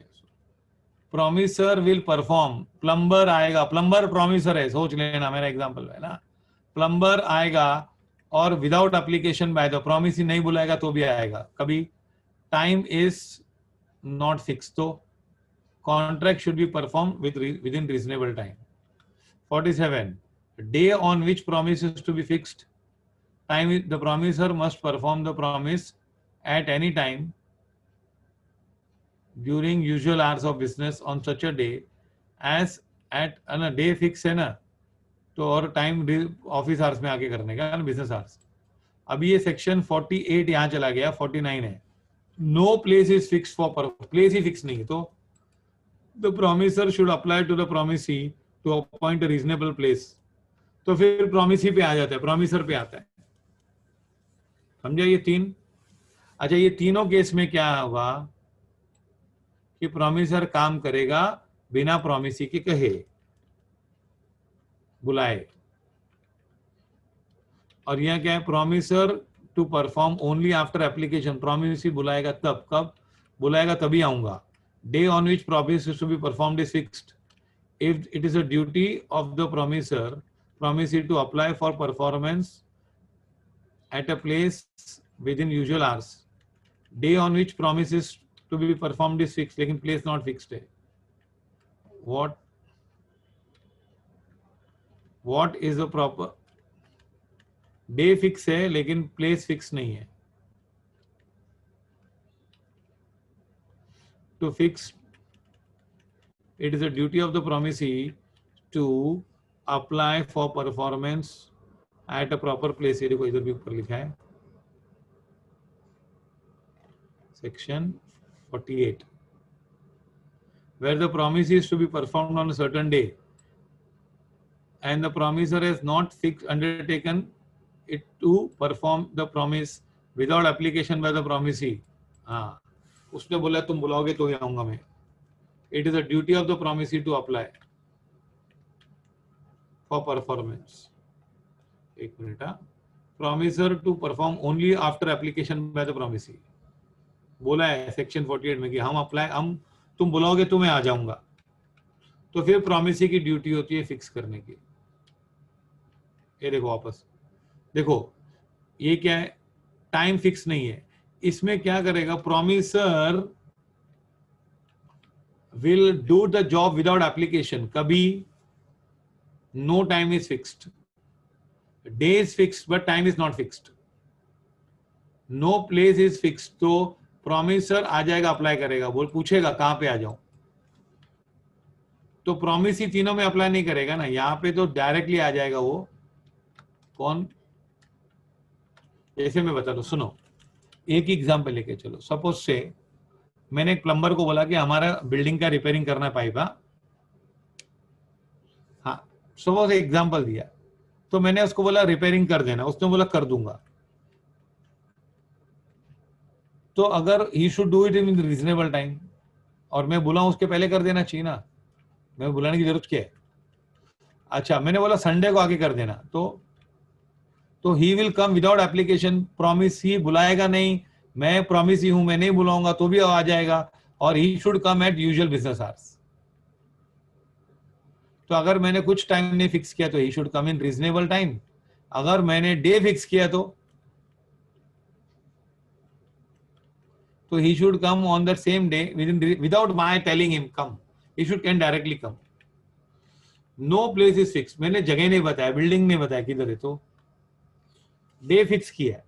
Where the promisor should apply to the promisee to appoint a reasonable place for the performance of the promise.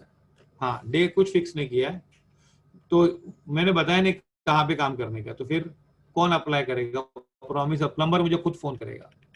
तो ये तीनों केसेस में मैं कुछ नहीं करूंगा, प्रॉमिसी कुछ नहीं करेगा, वो आके काम करके जाएगा. ये समझा तीनों point.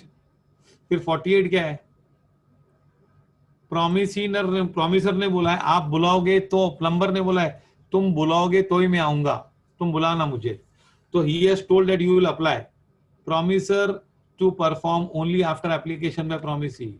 Day on which promise is to be performed is fixed. Day fix है, लेकिन बोला मैं संडे को आऊं, संडे को आके करना, लेकिन प्रॉमिसी को बोला गया तुम बुलाओगे तो मैं आऊंगा.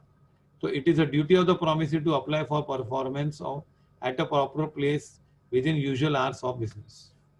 है ना, जगह बताओ. अच्छा, और हाँ, जगह नहीं बताया तो कौन अप्लाई करेगा, प्रॉमिसर. और इसने प्रॉमिसर ने यहाँ पे क्या बोला कि आप बुलाओगे तो मैं आ जाऊंगा.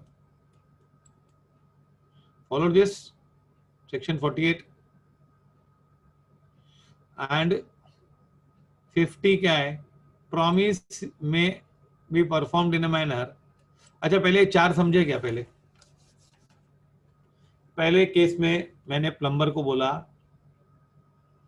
कि तू काम कर ले, तो उसको कितने दिन में करने का, रीजनेबल टाइम. मैंने डे फिक्स कर दिया, संडे को कर देना, तो he should come on Sunday at usual business hours. Okay.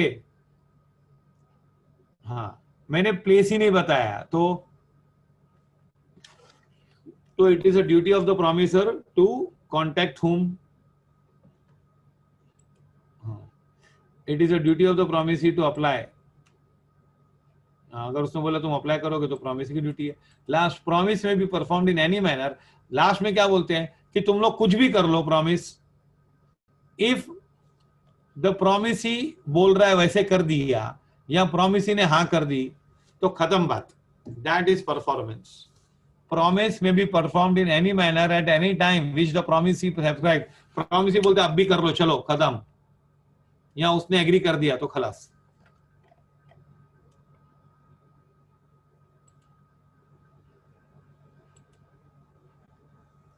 Okay तो अब ये ना, ये थोड़ा आज ये हम लोग कल करेंगे। Okay follow this.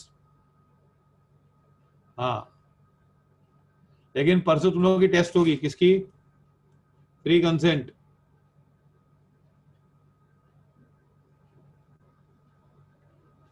चैप्टर 5 है ना वो तो, ये चैप्टर 6 है।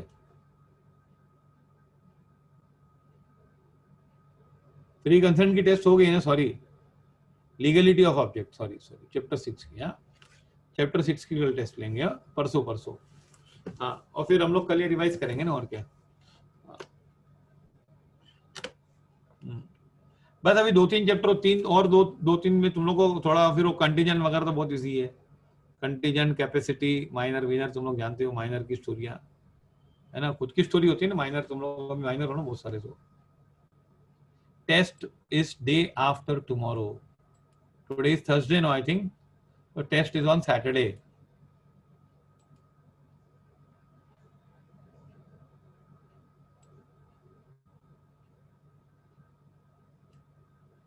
हाँ एक मिनट। हाँ यूनिलैटरल मिस्टेक में नेचर ऑफ कॉन्ट्रैक्ट से, मेरे पास एक आदमी आया, बोला आपकी आपकी प्रॉपर्टी रेंट पे देने की है, तो मेरे को रेंट का एग्रीमेंट चल रहा था बातचीत, और फिर उसने मेरे से ना सेलिंग का एग्रीमेंट करवा लिया।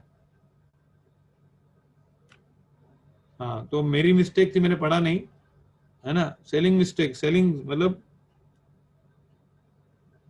सेल कर दी प्रॉपर्टी। तो ऑब्जेक्ट ने, फ्रॉड वर्ड बाद में आएगा, पहले मैं क्या बोलूंगा, फ्रॉड में फिर प्रॉपर्टी तीसरे को चली गई है तो प्रॉब्लम है ना यार। फ्रॉड में you can not cancel the contract every time, तो फिर क्या है।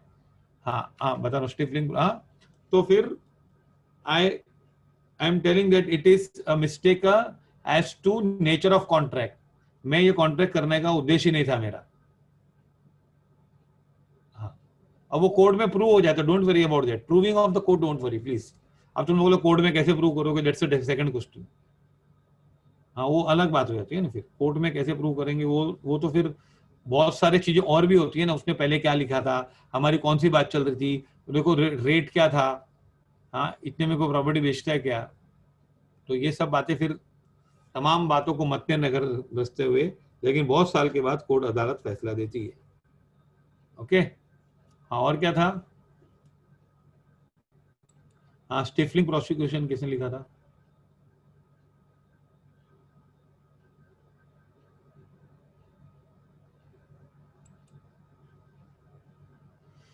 स्टिफलिंग प्रोसिक्यूशन मतलब क्या कि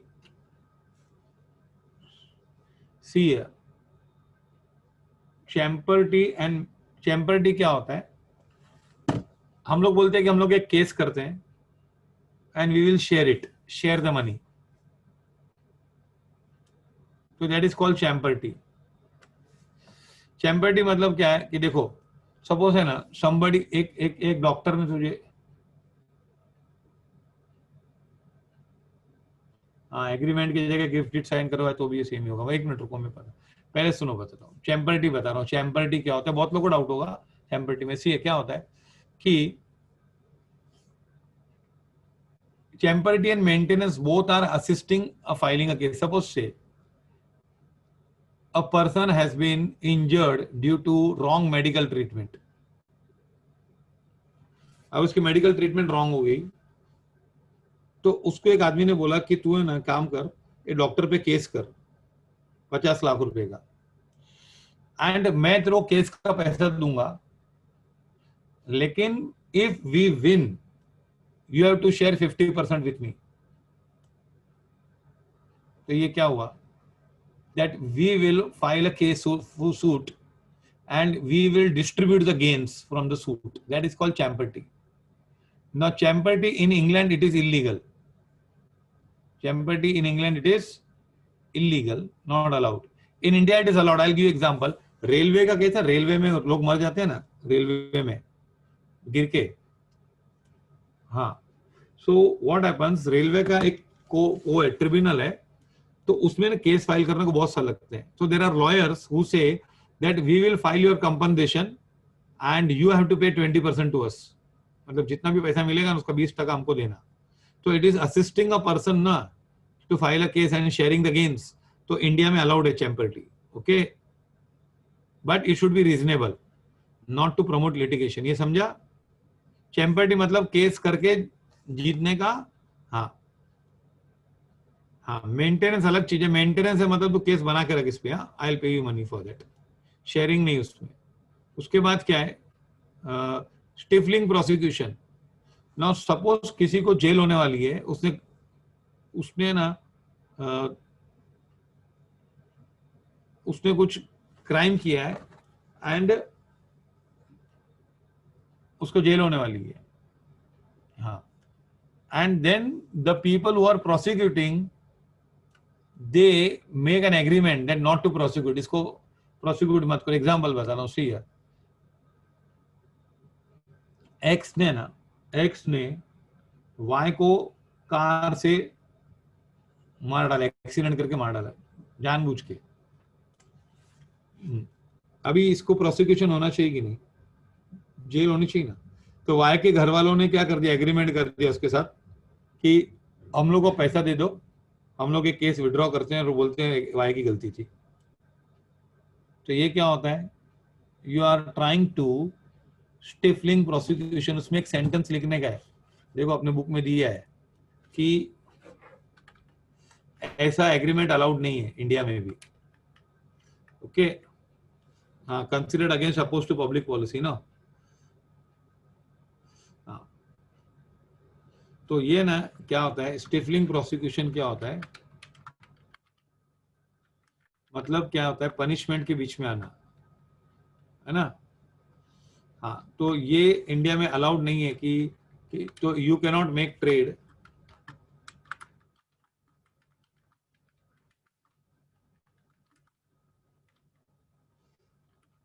मतलब तुम लोग क्राइम से पैसा बना, उसका धंधा चालू कर दिए क्या? हाँ, एक कंपाउंडेबल ऑफेंस.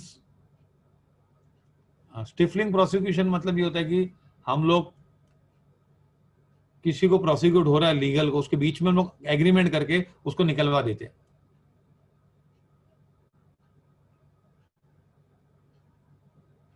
हाँ, ये वही है ना, स्टिफ्स में अपोज टू पब्लिक पॉलिसी है. Follow this. और चैम्पर्टी मतलब क्या, ये केस निकालने वाली बात है पैसा लेके, और वो बोलते हैं केस कर, अपन शेयर करेंगे. तो वो अलाउड है क्योंकि इंडिया में बहुत लोग वीक होते हैं ना. हाँ, फेलोनी थोड़ा देखो, मतलब थोड़ा गूगल पे देखो फेलोनी का मतलब. ओके, अपने बुक में तो था ही इतने दिन से, है कि नहीं? हाँ, आ जाएगा इसमें, नहीं देखो गूगल पे देखो. हाँ, बताऊंगा ना इसमें क्या प्रॉब्लम है. ये सेंटेंस है. फिर कंपाउंडेबल ऑफेंस, वो सब इतना डिटेल में है, but those areas are not mostly covered in your papers. You just see the papers. 4-5 paper देख लो, और तुम लोग को 4-5 पेपर नहीं, जो तुम लोग को मैंने क्वेश्चन दिए ना वो से वैसे ही है सेम. और थोड़े आरटीपीस वगैरह सब डाउनलोड करो पेपर्स.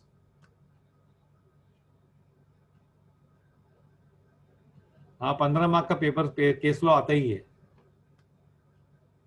हाँ, इसीलिए बोलता हूँ आज का आज क्या करो, सब पेपर्स डाउनलोड करो, सजेस्टेड आंसर्स.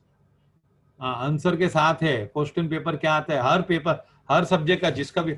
अभी बता दूंगा तुम लोग को साइट पे, तुम लोग नहीं जान पाते हो तो. हाँ, अभी बताता हूँ इसमें क्या है. तुम लोग गए हो कि नहीं आईसीआई की साइट पे?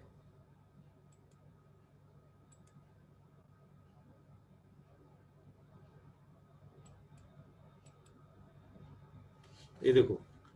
हाँ, ये और पेपर मेरे बताने से नहीं आएगा, तुम लोग खुद पढ़ोगे तब आएगा. हाँ, नहीं, वो अगर मैं बताऊंगा ना तो वो एक्सटर्नल हुआ ना बताना यार. ये सब चीजें तुम लोग को स्कूल में ना कैसे इंटरनल आता था 10th में, कि इधर से आता है, इधर से आता है, उधर से आता है, आता था कि नहीं 10 में?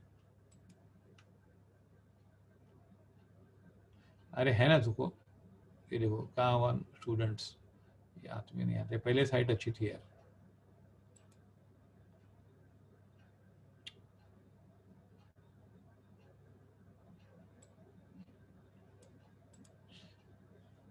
ये देखो फाउंडेशन में जाओ, चलो लॉ में जाते हैं ना, ये देखो, हाँ लॉ में जाओ, हाँ एंड ये देखो सजेस्टेड आंसर्स, देखो सब दिया है, मई 18, नवंबर 18, मई 19 सब दिया है ना, 4 सजेस्टेड आंसर्स है ना, तो डाउनलोड करो, 5 मिनट लगता है।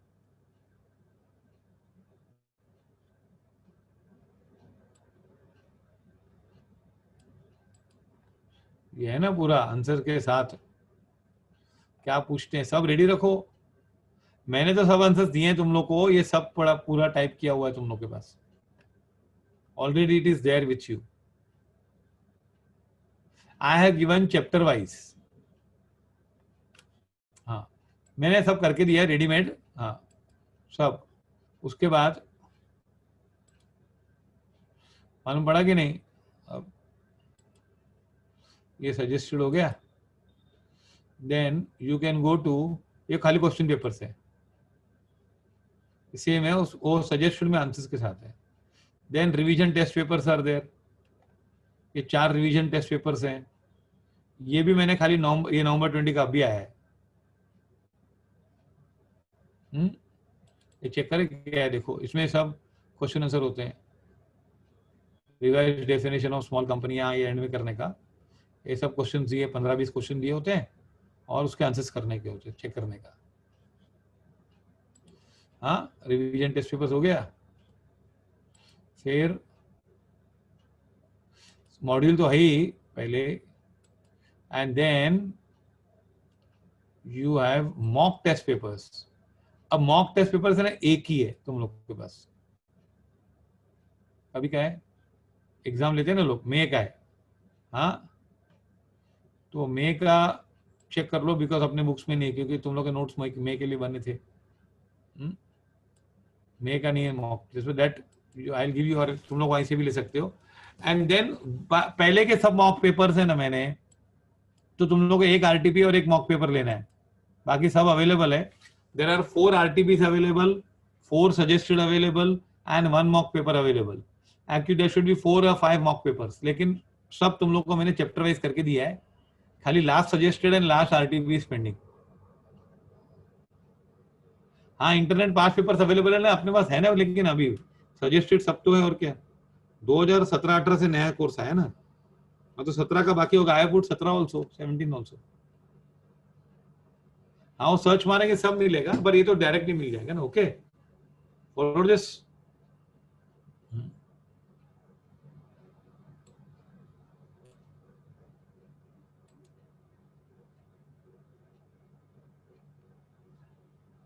हाँ I give you for economics also, I have covered everything. हाँ सब मैंने तुम लोग को अभी जो नोट्स दिए ना, ऑब्जेक्टिव वो सब ऑब्जेक्टिव कवर किए हैं, लेकिन और भी दूंगा लास्ट, वो सेम ही पूछते हैं।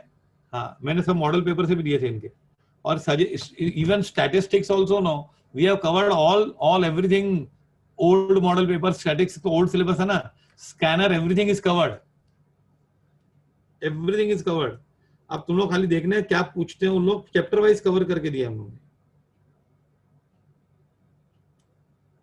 हाँ maths also same thing, accounts also same thing. हाँ होमवर्क बुक देखो जुलेश सर का, सब हो जाएगा कवर, खत्म। I can bet our coverage is most exhaustive.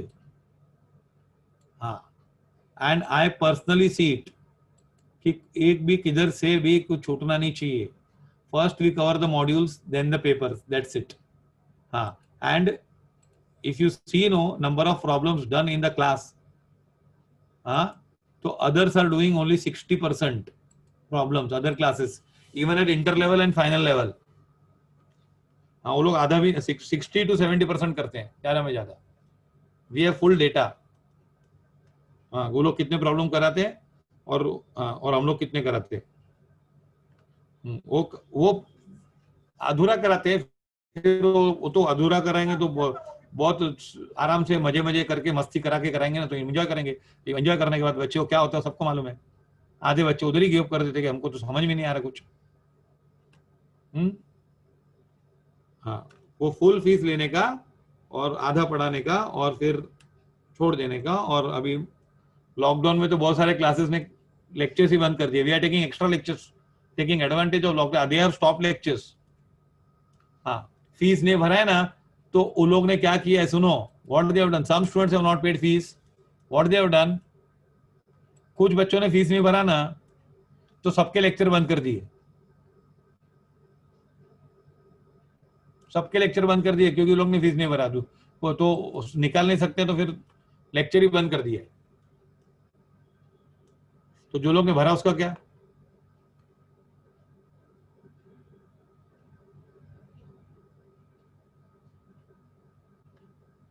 Sale of goods set, all question answers are given. Just check it. Just check it. Manav, just check it. You have not checked it, I think. Question answers are not given, you are telling.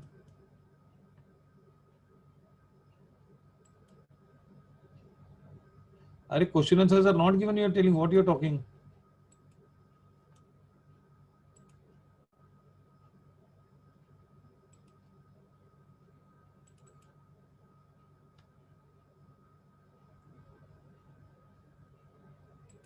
Sale of goods set. ये क्या है? Question number 1 नहीं दिया है क्या ऐसा?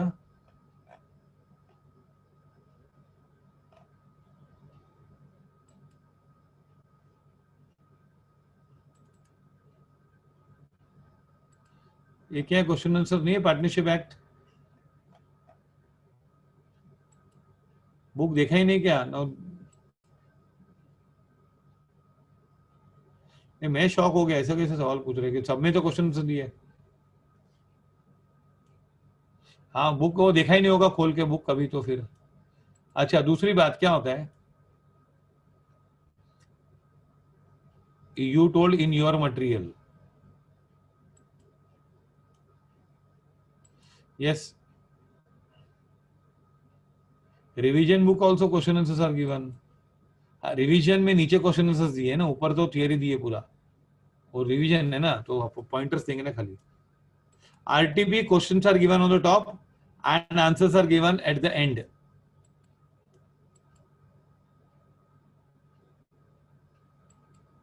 RTP के questions हम लोग ने कवर किए हैं उसमें चैप्टर्स में। रिवीजन में नीचे लिखा था आरटीपी, देखो हर क्वेश्चन आरटीपी से नहीं होगा ना। You have 3 sources, suggested answers, RTP and mock test. दिखाऊं क्या? देखो,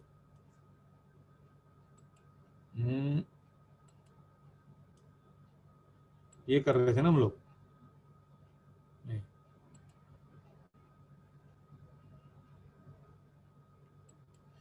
हाँ, ये देखो, ये हो गया ना, चैप्टर पूरा खत्म हो जाता है। ये क्या है? ये क्वेश्चन 7 मार्क का लिखा है ना, ऐसा मार्क्स डाले मतलब कहाँ से, वो पेपर में से नवंबर 18 में पूछा है, देख लेना जो जाके नवंबर 18 का सजेस्टेड डाउनलोड करना। फिर ये आरटीपी से पूछा है। देखो, this question I have taken from RTP because ये 3 सोर्सेस हैं, उसको चैप्टर वाइज किया हुआ है। This I have taken from RTP. अब ये आरटीपी May 18 की आरटीपी है ना, इसका साइटेशन लिखना भूल गए, नो प्रॉब्लम इन दैट। लेकिन मॉक टेस्ट कहाँ से कहीं से होगा? ये मॉक टेस्ट देखो लिखा है, बोल्ड नहीं किया ना, लिखा है। तो देखो एक में सब जगह से क्वेश्चन लिए ना हमने, और आंसर्स दिए हैं कि नहीं। हाँ, it is a painstaking job, I have to prepare, we can not give this typing. Typing वाले को भी काम नहीं दे सकते, हमको खुद करना पड़ता है काम।